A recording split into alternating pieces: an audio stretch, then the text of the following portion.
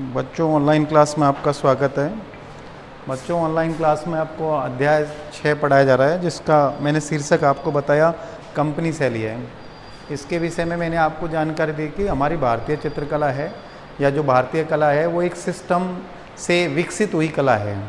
जैसे मैंने आपको बताया था सबसे पहले, जैसे भारतीय चित्रकला में प्रागैतिहासिक काल आता है, तो प्रागैतिहासिक काल वह समय है जिस समय मनुष्य ने पृथ्वी पर जन्म लिया था। जन्म लेने के बाद उसने अपनी असहाय स्थितियों को देखा और उनसे निपटने के लिए जो आयाम अपनाए थे उनको कहा गया था प्रागैतिहासिक काल। उस प्रागैतिहासिक काल में मनुष्य ने अपनी परिस्थिति और स्थितियों के अनुसार चित्रांकन कार्य किया। उस परिस्थिति के अनुसार उसने आखेट से संबंधित चित्रों को चित्रित किया। लेकिन प्रागैतिहासिक काल के बाद जैसे उसका विकास क्रम आगे की तरफ अग्रसर हुआ, तो सबसे पहले उसने बौद्ध धर्म को माना और बौद्ध धर्म से संबंधित चित्र बनाए गए थे, जिनको बौद्ध काल के नाम से जाना गया था, जिनमें अजंता, एलोरा, बादामी जैसे गुफा मंदिरों का नाम लिया जाता है। इसके बाद बौद्ध धर्म जब चरमोत्कर्ष पर पहुंच जाता है तो उसका हास्य हो जाता है या वह मतलब हास्य की ओर चले जाता है, पतन की ओर मुख हो जाता है। और उसके बाद जैन धर्म का विकास होता है। और जैन धर्म का विकास होने पर उस समय जो कला शैली का विकास हुआ उसे जैन शैली के नाम से जाना गया। और जैन शैली के चरमोत्कर्ष पर पहुंच जाने के बाद यहाँ पर राजस्थानी शैली का उदय होता है, या भारतीय या वैसे कह सकते हैं राजस्थानी शैली कह सकते हैं। राजस्थानी शैली का उदय होता है जिसमें हिंदू धर्म से संबंधित विषयों का चित्रांकन किया गया और आराध्य देव भगवान श्री कृष्ण को मानकर चित्रांकन कार्य किया गया। जब राजस्थानी शैली का पतन हो जाता है या राजस्थानी शैली पर जब मुगलों का अधिकार हो जाता है, तो मुगलों का अधिकार होने पर हमारी भारतीय कला ने फिर से नया मोड़ लिया। और नया मोड़ लेने के बाद भारतीय परंपरा के विपरीत मुगल परंपरा या ईरानी परंपरा में चित्रांकन कार्य होना शुरू हुआ, जिसको मुगल शैली के नाम से जाना गया था। और मुगल शैली में जो अंतिम शासक बना वो कट्टर सुन्नी मुसलमान था, जिसका नाम था औरंगजेब। औरंगजेब ने जब यहाँ शासन किया तो उसने इस्लाम धर्म में से कला को निषेध घोषित कर दिया और कलाकार जो कार्यरत थे उन कलाकारों को कलात्मक कार्य करने को छोड़ने पर मजबूर कर दिया था। और मजबूर करने के बाद जिस कला शैली का वहाँ जिस कला शैली के जो कलाकार थे वो कलाकार बेरोजगार होकर, मैंने आपको बताया, पटना क्षेत्र में पहुँच गए थे। और पटना उस समय व्यापारिक व्यावसायिक दृष्टि से एक प्रमुख केंद्र था। और प्रमुख केंद्र होने के कारण वहाँ पर पहले से ही अंग्रेज़ों के द्वारा स्थापित ईस्ट इंडिया कंपनी कार्य कर रही थी। वो अंग्रेज़ों के द्वारा स्थापित थी, अंग्रेज अधिकारियों के लोगों के द्वारा चालू थी। उस ईस्ट इंडिया कंपनी के जो अंग्रेज अधिकारी थे, उन अंग्रेज अधिकारियों ने दिल्ली कलम के जो बेरोजगार कलाकार थे उन बेरोजगार कलाकारों को आश्रय दे दिया। आश्रय देने पर उन्होंने उनके कहे अनुसार चित्रांकन कार्य करवाया, जिससे कि एक नवीन कला शैली का विकास हुआ, जिसको कंपनी शैली या पटना शैली के नाम से जाना गया। तो वह पटना शैली या कंपनी शैली रही थी। इस कंपनी शैली के नामकरण के विषय में अलग अलग विद्वानों के अलग अलग मत रहे। उन मतों के आधार पर जैसे कंपनी शैली कहा गया, उसका विचार था या उन कला समीक्षकों का विचार था कि कंपनी शैली का विकास ईस्ट इंडिया कंपनी के साथ हुआ है और अंग्रेज धनिक लोगों के साथ या सानिध्य में विकसित हुई है, इसलिए इसे कंपनी शैली कह लेना उपयुक्त होगा।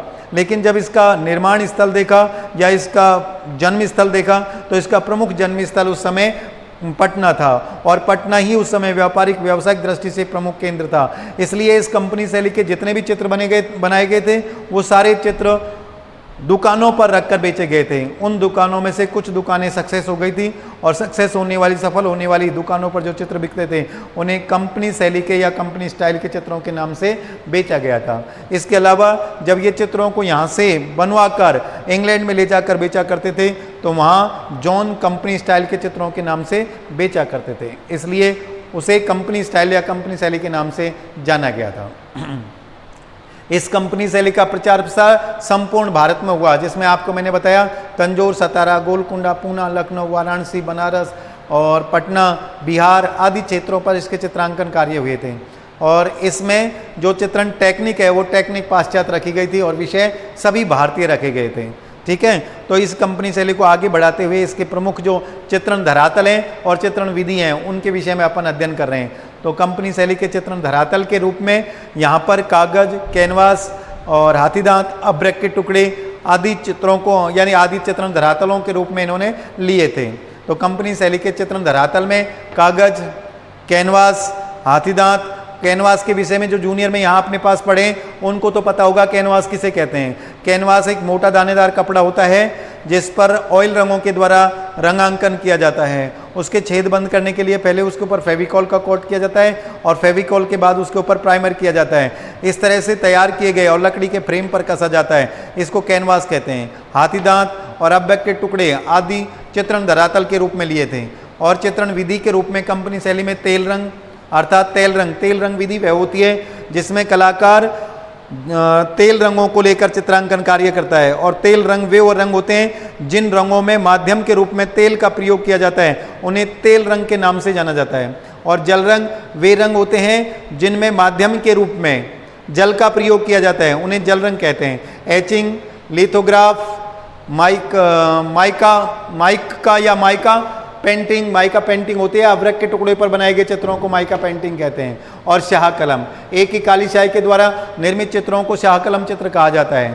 फिरका होता है एक ही विषय पर आधारित 10 से 12 तक के चित्रों का एक सेट होता है, उस सेट को फिरका के नाम से जाना जाता है। कंपनी शैली के चित्रित विषय, कंपनी शैली में प्रमुख रूप से मैंने आपको बता दिया विषय भारतीय रखे गए थे, क्योंकि यहाँ जो इंग्लैंड के लोग आए थे उन इंग्लैंड के लोगों को यहाँ के भारतीय सभी विषय पसंद थे, सभी चीज़ें पसंद थी। यहाँ के दुकानदार, यहाँ के किसान, यहाँ के साधु संत, यहाँ के रीति रिवाज, यहाँ के मेले त्यौहार उत्सव, यहाँ के ऐतिहासिक स्थल, वो सारी चीज़ें उनको पसंद आई। और पसंद आने के कारण वो भारतीय सभ्यता संस्कृति को यहाँ से उठाकर इंग्लैंड ले जाने की कोशिश में थे और यहाँ पर भारतीय सभ्यता संस्कृति के स्थान पर पाश्चात्य सभ्यता संस्कृति को थोपने के विचार में रहे। इसलिए उन्होंने भारतीय विषयों पर अपने कलाकारों के द्वारा चित्रों को चित्रित करवाया, जिनमें भारतीय मेले त्योहार उत्सव, साधु संत, किसान, व्यवसाय, दुकानदार आदि के साथ साथ भारतीय दृश्य चित्र, मतलब यहाँ के दृश्य हैं प्राकृतिक वातावरण के, वो भी उनको भाए थे। भारतीय लोक जीवन, यहाँ का लोक जीवन का जो चित्र है वो चित्रण भी यहाँ का भाया। यहाँ की पोशाक भी भाई उनको, वस्त्र भी यहाँ के भागे थे। इसलिए उन्होंने कौन से विषयों का चित्रण करवाया? भारतीय लोक जीवन के चित्र बनवाए थे। पुरातात्विक महत्व के स्थलों का चित्रण, पुरातात्विक महत्व जो स्थल हैं उन स्थलों का भी चित्रांकन कार्य करवाया। वेशभूषा के भी, आभूषणों के भी, क्योंकि यहाँ की रंगीली वेशभूषा है और वो वेशभूषा को देखकर उन्होंने प्रभावित होकर चित्रांकन कार्य करवाया। आभूषणों के चित्र, विभिन्न व्यवसाय से संबंधित चित्र, जैसे कोई दुकानदार है, कोई किस तरह के हैं, उन सब का उनका चित्रांकन, व्यक्ति चित्र, वनस्पति चित्र आदि प्रमुख चित्रित विषयों को उन्होंने चित्रित करवाया। किसने? अंग्रेज अधिकारियों ने। तो ये कंपनी शैली के प्रमुख चित्रित विषय रहे। अब अंग्रेज इस कंपनी शैली में प्रमुख जो कलाकार कार्य करने वाले थे, उन कलाकारों में कुछ भारतीय कलाकार थे और कुछ अंग्रेजी कलाकार थे। कुछ भारतीय कलाकारों ने अंग्रेजी शिक्षा को ग्रहण किया और कुछ ने अंग्रेज कलाकारों ने भारतीय कला को ग्रहण किया था। ठीक है ना? इस प्रकार उन्होंने इस तरह के चित्रों को चित्रित किया। और अब ये चित्रित करने वाले कलाकारों में जो प्रमुख कलाकार हैं, उन कलाकारों में देखिए कौन कौन कलाकार हैं। उन कलाकारों में भारतीय कलाकार भी रहे और अंग्रेजी कलाकार रहे। भारतीय कलाकारों में सेवक राम, फकीरचंद, तुनीलाल, बनीलाल, उल्लासलाल, झुमकलाल और इस तरह के प्रमुख, शिवदयाल, शिवलाल आदि प्रमुख कलाकार रहे थे। और अंग्रेज कलाकारों में William Daniell, William Hodges, Thomas Daniell, William सिमसिम, Emily Eden, Balthazar Solvyns, Charles D'Oyly ओली, कर्नल रॉबर्ट स्मिथ, जिसके द्वारा बनाया गया भरतपुर जिले के जुलूस का दृश्य आदि कलाकार, यानी आदि कलाकार इसके प्रसिद्ध कलाकार रहे। तो ये आपसे पूछा जाएगा कि कंपनी शैली के प्रमुख कलाकार कौन कौन रहे, है ना? तो कंपनी शैली के प्रमुख कलाकारों में ये कलाकारों का अध्ययन किया जाता है।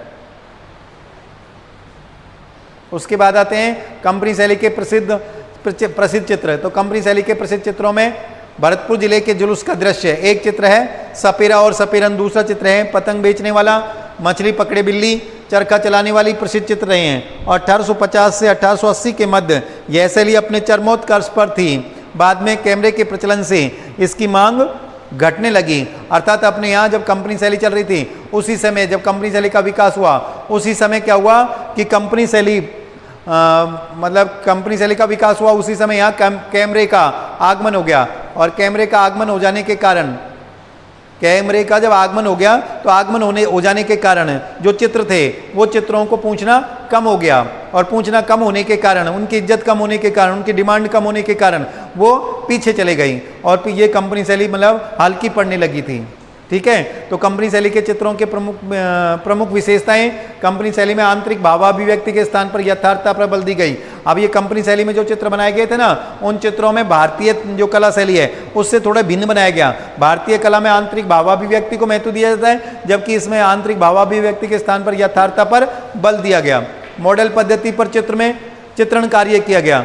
मतलब मॉडल पद्धति का तात्पर्य होता है कि प्रत्यक्ष में किसी व्यक्ति को बिठाकर उसका चित्रांकन करना, ये पर बल दिया गया था। आंतरिक सौंदर्य के स्थान पर बाह्य सौंदर्य को महत्व दिया गया था। आंतरिक सौंदर्य का तात्पर्य होता है वही आंतरिक गुण, उन गुणों को महत्व देने के बजाय उन्होंने दिखावे को महत्व दिया गया था। ये अपनी पाश्चात्य कला शैली की विशेषताएं हैं। पाश्चात्य विधि में चित्रांकन कार्य किया गया, भारतीय विषयों को अपनाया गया। इस तरह की कंपनी शैली की प्रमुख विशेषताएं रही हैं और ये कंपनी शैली अपनी समाप्त होती है। इसके बाद जब कंपनी शैली का समाप्त हो जाने के बाद अपन जो अध्ययन करेंगे तो इन अध्ययन से पूर्व क्या है, बंगाल शैली का अध्ययन करेंगे, क्योंकि कंपनी शैली का जब पतन हो जाएगा तो यहाँ बंगाल शैली का उदय होगा। अर्थात कंपनी शैली का जो पतन होने का कारण भी यही है कि कारण क्या है कि कुछ भारतीय कला मर्मज्ञ थे, वो भारतीय कला मर्मज्ञों का ध्यान जब हमारी भारतीय कला पर पाश्चात्य कला का प्रभाव आया तो उनका हृदय कपकपाने लगा या वो उनका दम घुटने लगा, और दम घुटने के कारण उन्होंने उसका विरोध करना शुरू कर दिया, और विरोध करने पर उन्होंने पाश्चात्य कला शैली के परित्याग का मतलब संकल्प ले लिया, और उसके बाद वो भारतीय कला शैली को दोबारा से प्रचलित करने का या प्रचारित करने का प्रयास किया। और प्रयास करने के लिए सर्वप्रथम जो आंदोलन छेड़ा गया था वो आंदोलन बंगाल में छेड़ा गया था, इसलिए उसे बंगाल शैली के नाम से जाना गया और बंगाल स्कूल ऑफ आर्ट में छेड़ा गया था। और छेड़ने वाले जो कलाकार थे उन कलाकारों में सबसे पहले तो एक अंग्रेज विद्वान ही थे जिसका नाम था E.V. एवेल। उसके बाद अवनीनाथ टैगोर थे। अवनीनाथ टैगोर के बाद अवनीनाथ टैगोर ने एक शिष्य परंपरा को अपना लिया, और उस शिष्य परंपरा में नंदलाल बसु, असित कुमार हलदार, चेतननाथ मजूमदार, देवी प्रसाद राय चौधरी, शारदा वकील, शैलेंद्रनाथ डे जैसे कलाकारों को उन्होंने शिक्षित किया, और शिक्षित कर भारत के कोने कोने में उनको भेज दिया, जिसके आधार पर वो भारतीय कला को दोबारा से प्रचारित प्रसारित किया। लेकिन इससे पूर्व हमारे कुछ भारतीय कलाकार ऐसे हैं जिन्होंने कि इस पाश्चात्य कला शैली को अपना लिया और तेल रंग चित्रांकन करना शुरू कर दिया। ऐसे कलाकारों में अपन बीच में एक राजा रवि वर्मा का अध्ययन करेंगे। जो राजा रवि वर्मा ऐसे प्रथम भारतीय कलाकार हैं जिन्होंने सबसे पहले पाश्चात्य कला शैली को अपनाया और कैलेंडर शैली में चित्रांकन कार्य करना शुरू किया था। तो अगले वीडियो में अपन किसको पढ़ेंगे, राजा रवि वर्मा को पढ़ेंगे, जो भारतीय कला का मतलब भारतीय कला का जो पुनरुत्थान काल है उसके आधार बनेंगे। क्योंकि जब पाश्चात्य कला शैली का प्रभाव आया और पाश्चात्य कला शैली में जब चित्रांकन करना शुरू कर दिया कलाकारों ने, तो भारतीयता के चिन्ह समाप्त हो गए, और चिन्हों को जब जीवित रखने की दृष्टि से राजा रवि वर्मा ने टेक्निक तो पाश्चात्य अपना ली, लेकिन उस विषय उन्होंने भारतीय रखे और भारतीय विषयों के रूप में भारतीय कला को जीवित रखने का प्रयास किया। ऐसे राजा रवि वर्मा का अपन अगले वीडियो में अध्ययन करेंगे। ठीक है, तो आज इतना ही, धन्यवाद।